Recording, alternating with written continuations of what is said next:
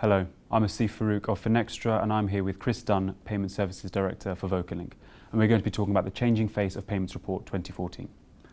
So Chris, this is the third year that the FS Club has produced the report in collaboration with VocaLink and Cognizant around current market infrastructures. What's exactly changed since last year? There's been quite a lot of change and on a number of factors, and some positive, some less positive, I think.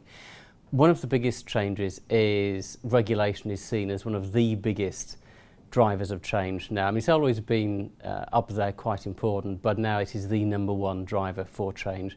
And that's reflected in the amount people are spending as well. So when you look at the amount of spend people say they're putting into regulatory compliance, it's 20 to 30% of their budget at the very least. I think some players far more than that. And that compares with spending on innovation, for example, which has now dropped significantly. So almost half, about 43% of respondents said they spend 10% or less of their budget on innovation. So unfortunately, spend on regulation going up, focus on innovation going up, spend on innovation going down.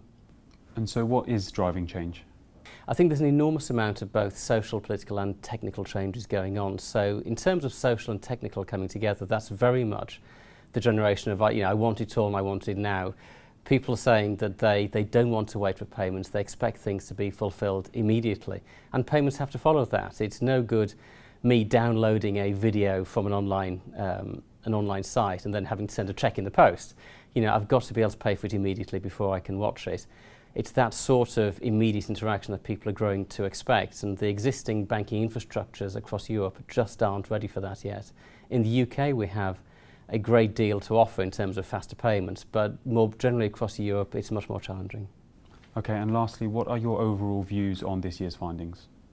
I think overall they are positive. It's interesting that mobile has leapt right to the very, very fore. I mean, again, it's always been close to the top, but it's seen as the biggest driver for innovation. It's seen as the biggest impact on payment processing. And interestingly, going hand in hand with that is the view that 82% of respondents said that the new payments providers and mobile providers will be most successful compared to the incumbents. So that's a challenge for existing incumbents to try and keep up with that.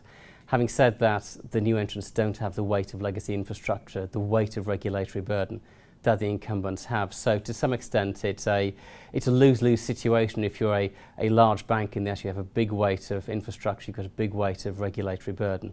And I think going forward, what we're likely to see is more partnerships between these banks and some of the lighter weight, newer entrants who have technology and they've got market credibility, but they don't have the customer footprint, they don't have the legacy that the existing banks have.